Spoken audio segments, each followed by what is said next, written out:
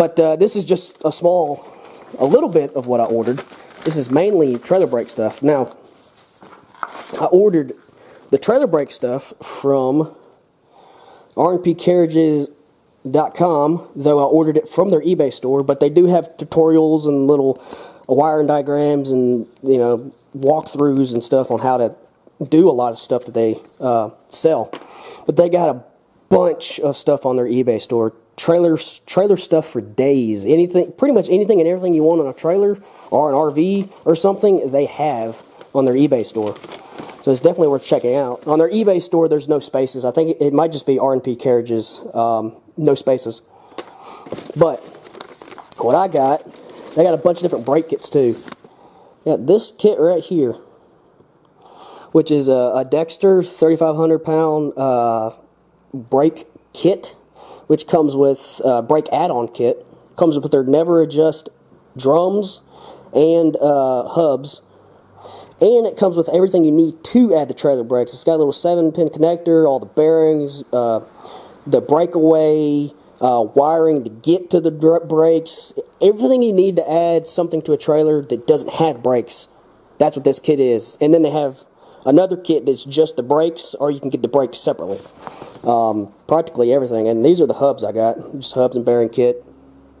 Again, it's a 5x5 Chevy bolt pattern. I got that for both the rotors and the hub. So, you can see some lights and stuff. But, these are the drums. The Nev R Adjust pad backing plate assembly is Dexter. This hub is not Dexter. This hub is some third party. It's not Dexter, but you don't really need to have a Dexter. You know, all this is the drum. It's not really as important, I guess, to get a name brand. I went ahead and got Dexter just because I wanted to. One thing you will need to get if you get the kits, Dexter does not include these little pads. These are what go into your spring adjuster hole for your brakes. It's just like on a vehicle. Dexter does not include those, and it's up to the seller whether they include it or not. And it just so happens they didn't. So I just bought a pack of 8 on eBay, or Amazon actually. So that will go in the back. These are Nev R Adjust, but you do need to do the initial brake adjustment on them. And then this is the other box that comes with a bunch of zip ties. This is your positive and negative for your brake actuator for your electronic brakes. It comes with this, but I don't need this, but it does come with this. If you're going from a 4-pin to a 7-pin, this is all you would need. Attach your standard 4-pin into this, and then attach the brakes into this again. Butt connectors, that's fine. Weather pack. Vampire clamps, or Scotch locks as I call them. Never, ever, ever, ever, ever, ever use those. And then it comes with actually the breakaway kit, which has the breakaway switch. And then it has the battery with a charger. So this is actually the little battery and charger. So, you know, the breakaway is designed for if your trailer comes unhooked and the chains come off. It's designed to pull this pin out, and when it pulls that pin out, it locks the brakes up on the trailer, so it doesn't go rolling any farther than it needs to. And you got some decent bolts with it to bolt it down. This wiring and stuff, I'm probably not going to do this video. I'll do all of the wiring in another video, I think. And these are the hubs that I got. Again, they're 5-on-5 Chevy bolt pattern. I decided to keep that. That's the old school heavy duty brakes. You're almost never going to find 5-on-5 axles or hubs locally, unless you go to a specialized trailer place, and then even then they might have to order them. 5-on-5 is kind of, like I said, just the old school pattern. Most stuff you find now is going to be 5-on-4.5 or pretty much 5-on-4.5, pretty much all you're going to find locally. That's just the more acceptable size now. Also, because I'm going to be doing a lot of bearings, went ahead and got a bearing packer, buddy packer, hand bearing buddy, whatever you want to call it. Just because I'm packing a lot of bearings. Plus, I got that because I thought I was going to put all this in earlier when I I had the stitches put in my hand, but yeah, it's all healed now. But I didn't get a chance to put it in that weekend, and then I've had other stuff going on all these last week. Or it's been raining the last 3 or 4 weekends, so it's first weekend it's not raining. So yeah, here's the trailer brakes and stuff I'm going to be putting on, and yeah, let's get started. Alright, I don't know how light is going to be, but we'll get started. There's a dust cap right here. There's a couple different ways you can get it off. The kit that I have comes with new caps, so I'm not too worried about this.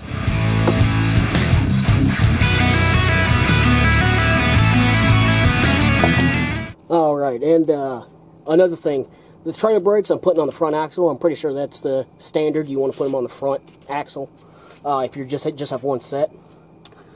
After you take that off, there should be a cotter pin.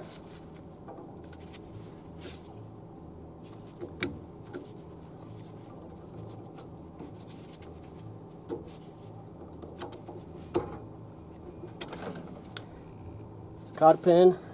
Never reuse cotter pins. It's a standard practice to not reuse them because they're already bent. You always want to replace the cotter pins. After that, there's a nut on here, which should be practically hand tight, but I'm pretty sure I tightened this one down. It's fairly hand tight, not bad. I remember tightening this one down quite a bit. Trying to take up some slack in these older bearings.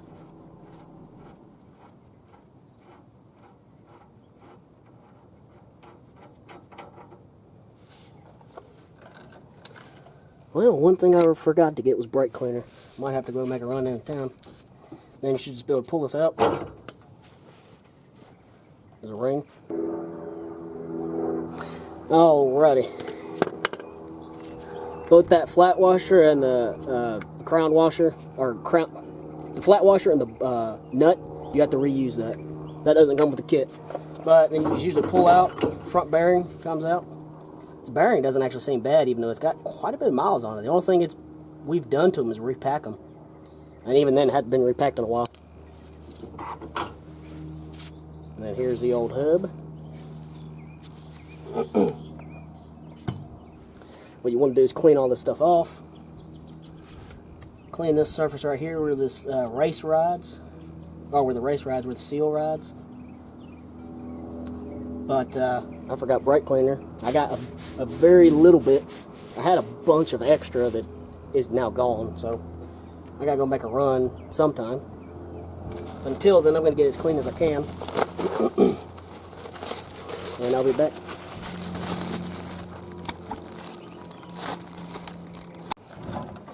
Alrighty, I took and cleaned this off, and took a piece of some sandpaper and cleaned this up farther back than where the seal originally went, because I put the brake drum up there, stuck it on there, and I think it goes past that a little bit, so I just wanted to get it on there. Now, here's the trailer brake assembly. This says L. Let me see. Yes. Says a left-hand side. I don't know what's going to pick up what's not with the sun. But you want the shoe facing down. This does say left. There is a left and there is a right. But you want the shoe facing down. Either way. And I think it's stamped in the back somewhere too. It is not. It's not stamped in the back, but just know you want this facing down. But they are left and right. You have to put the left one on the left and the right one on the right. It's the way this arm swings. So, it does come with studs already on it. But yeah, it does come with bolts and lock washers with it, and the studs already pressed in the brake.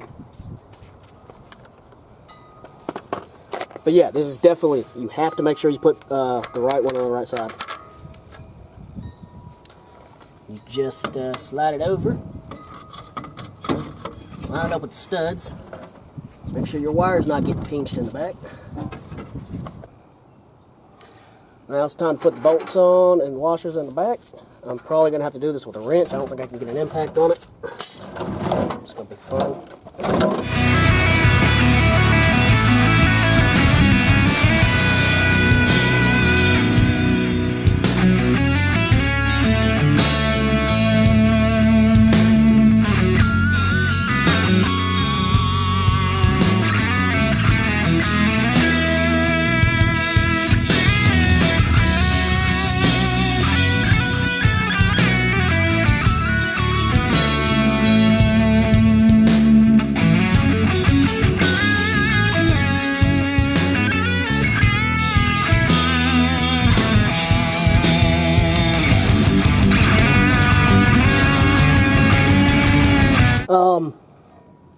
Yeah, now that's pretty much all I got to do is put these, pack these bearings, and I'll do that real quick. Alright, here's the bearing packer, handy packer, full of grease. Put some Global 1 in it. Pretty much, I took the whole can of it. Seems to be alright. I will take the smaller bearing first, or well, I'll take the bigger bearing so I can go ahead and put it in.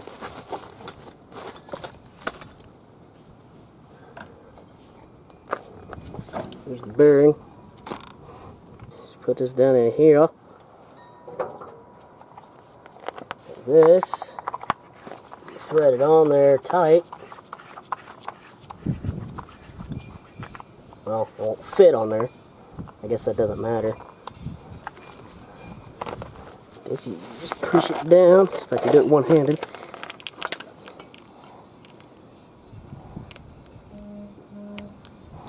It says, oh, there it goes.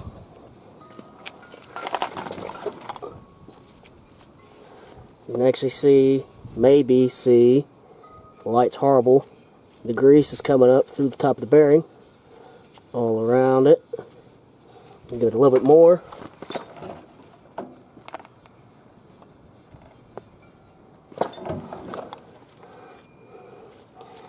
That's all you need. It's coming through the top of the bearing.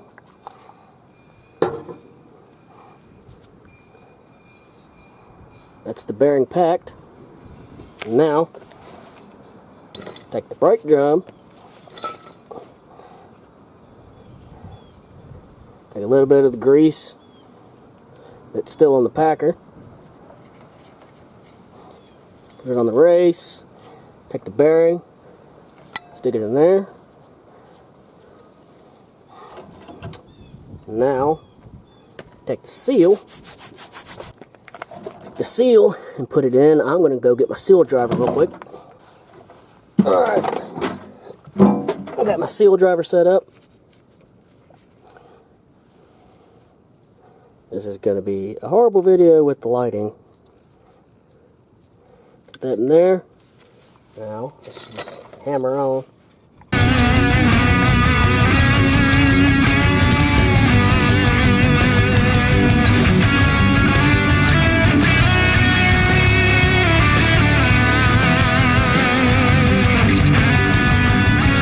There's the seal. Now, take a little bit of grease from here, put it on the seal. Just get the seal so it doesn't go in dry.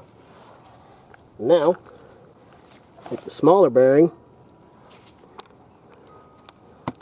This lighting is going to suck.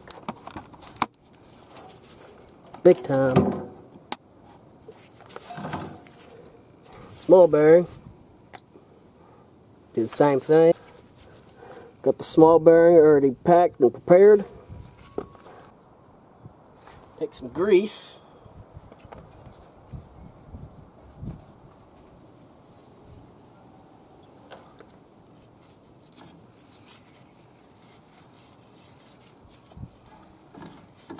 Just put some on the splines. The axle. I'd like to cut in the video here and say any difficulty that I have getting this rotor, getting this drum on and spinning freely, don't worry about it. I feel stupid. I went to the other side and I looked at the adjuster more closely, and I was looking at the wrong side of the adjuster. This adjuster was out a good 1/4 inch. So I adjusted it in, and slight drag, and it's not even in all the way. So yes, any fighting that I do trying to get this rotor on, get this rotor spinning freely, ignore it. That was install error on my end. I was looking at the wrong side of the adjuster star bit. I thought the threads were on this side, like most of the ones I'm used to, but no, the threads are actually on this side. So yeah, it's spinning freely, and this is actually good. And the other side spins freely too. So yeah.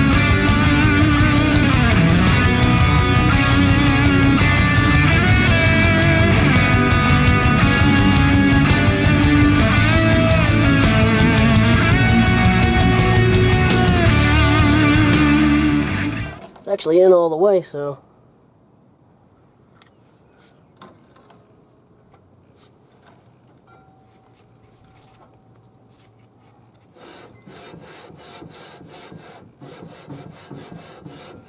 that's actually not bad. So put the front.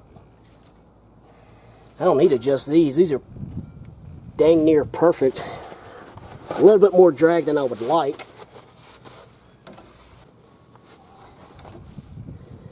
Brakes are a little bit tighter than I would like them. They're rolling. It's got a drag to it. It's got a bit more drag than I would like, but the tire's not on it either. But anyway,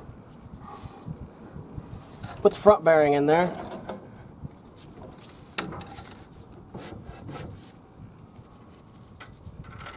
Put your washer on there. Alright, clean up your castle nut.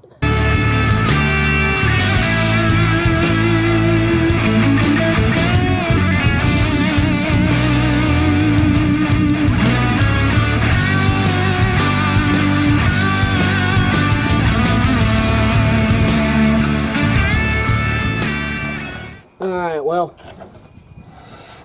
that's as loose as I can get it as of right now.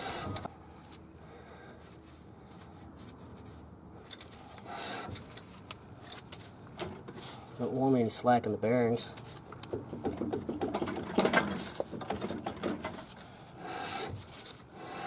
I don't know.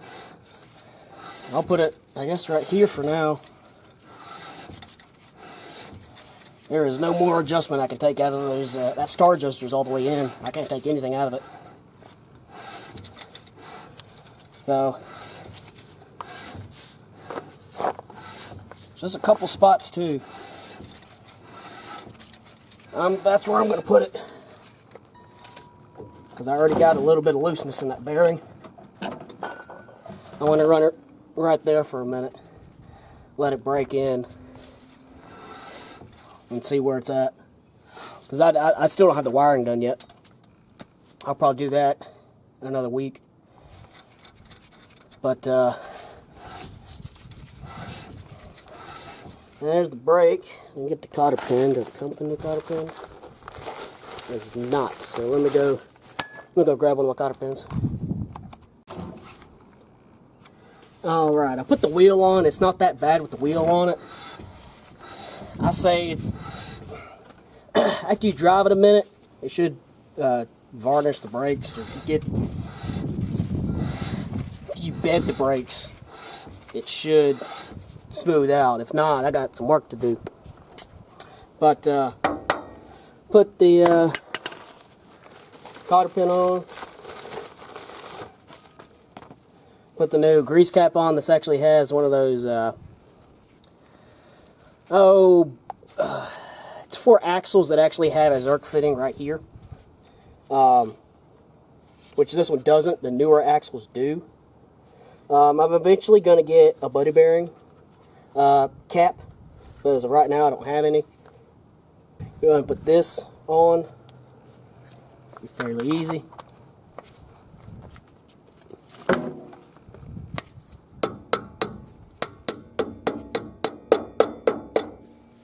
So there's that. Yeah, like I said, I put a wheel on it. It's not that bad with a wheel on. Hopefully that came out good and it wasn't all shaded too bad. But go ahead and swap over here and change the hub on this other one. Hopefully it goes a little better than this. I'm probably going to go ahead and remove it because it's the same process as removing this one. And then I'll just show you putting it on because it's the same process as doing this. The same exact bearing packing. The only thing that's different, this has a drum, this doesn't. So, yep. Well, I already... I forgot to hit record. But I have this one on. This one spins all nice and free. So the brake on that one is definitely a little tight. This spins nice and freely. So get a new cotter pin and put on it. All right, now said I had some other wheels to go with it. Anybody who knows 88 to 98 Chevys will recognize these. These are actually the stock wheels that came on my Yukon. These Chevys, two-wheel drive Chevys used to be a 5-on-5 bolt pattern. Both the 88 to 98 and back two-wheel drives were 5-on-5. That was the old school Chevy two-wheel drive bolt pattern until 99 when they swapped to 6-lug all around. So, stock aluminum wheels, and then I got some cheap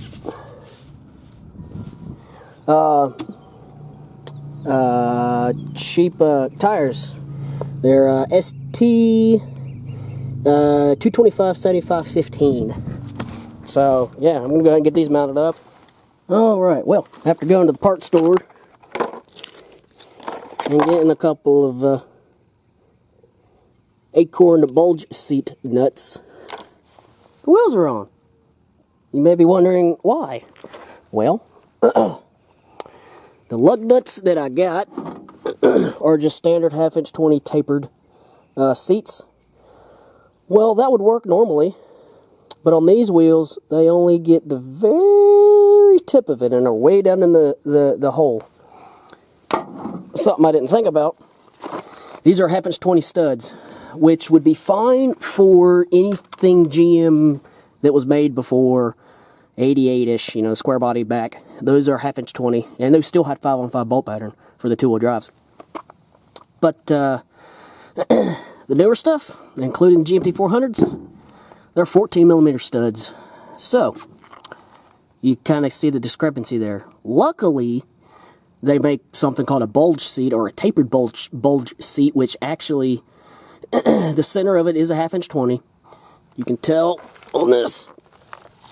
You can tell on this. It's still a 1/2" 20, but besides, you can tell better looking at both of these. See how that's tapered right there, and then it just comes to a point and goes straight down. See how this keeps on going out before, and then it goes in and has the lug nut? That's how this one is, right here. There's not enough engagement in this, and it doesn't go out enough. These have a wider base that comes out, and that is enough to seat, and actually seat perfectly, as you can see by that, in here. So it's a 1/2" stud, but it tapers out to where it would fit in, you know, a bigger seat, which is what these wheels are, because it's designed for a 14-inch. So I had to get out and get 3 of these, because that's all I could find locally. And then this is a leftover from what was on it. This is a leftover from what was on it. That's a leftover from what was on it. And all of those fit. And I got a full set of these, which I think these are my old Jeep lug, or I don't actually know what these came off of. I don't ever remember having these on my Jeep, because I went straight from factory. You know, I might have had these on my Jeep for a minute. I don't exactly remember. But these fit too. So between, you know, having 3 of these and then having all 5 of these, and having one extra spare, I'll be able to have enough lug nuts. The only thing is that these are smaller, or, well, these are smaller. These are a smaller lug pattern than these, so I need to go, whenever I can, get another 2-pack of these, so that way I can do all the wheels that I need. But, no locking lug nuts, but, you know, it's a trailer. I mean, if somebody really wants them, they're going to get them off anyway. The spline lug nuts are, you know, not foolproof. You can still get in them. But, yeah, so all I got to do is put the center caps on these, and I can finally go over to the other side and do that. Maybe, hopefully it won't get dark by the time I get done. But, yeah, got this side done finally. I still don't like how tight that one is. Maybe the other side will be looser. Yeah, I'm going to go ahead and do the other side. I know I didn't record putting this hub together, but it's just the same as that. I looked over the video. I think you could see doing that one just fine. This is the exact same. It's just not a brake. You don't mount a backing plate. So I'm going to go ahead and get this done, and then, yeah, that'll pretty much be the end to putting the brakes on. I will do the wiring in a completely separate video. I'll do all the wiring from, you know, putting the brake lock on, the battery, the charger, and stuff like that, plus wiring up all the lights and stuff like that. I'll do all of that later in just one big wiring video. But yeah, so I'm going to get this done, and then I'll probably do another short segment of them all being done, and then I'll end this video. So yeah. Yeah, actually, I could pretty much end the video there. I just have to put the hub back on the other side. But it's getting dark, so I might as well do it into the video here. Like I said, the wiring is going to be in a different video. I'll do all the wiring on the trailer in one video, and just leave it at that. And in that wiring is going to include the box in the front with the breakaway and all that other stuff. This was just installing the drums. The wiring is going to be in a different video. So, yeah, I'll talk to y'all later, and see y'all in the next, trailer video. I should be getting my jack tomorrow, so I'm probably going to fabricate and mount the jack tomorrow. That might be the next video. Yeah, I'll see you in the next video of the series, or whatever I do next. I got a bunch of stuff I got to do, and I plan on recording most of it, so, yeah, I will talk to y'all later, and bye. I will update, also I will update on, you know, these brakes when I finally get the trailer moving and get the Jeep done, where I can put the Jeep on here and actually get a load on it. So yeah, I'll have all that at the end of this series probably. So, and after I get the Jeep done, which is going to take a minute too. So yeah, I'll talk to you later.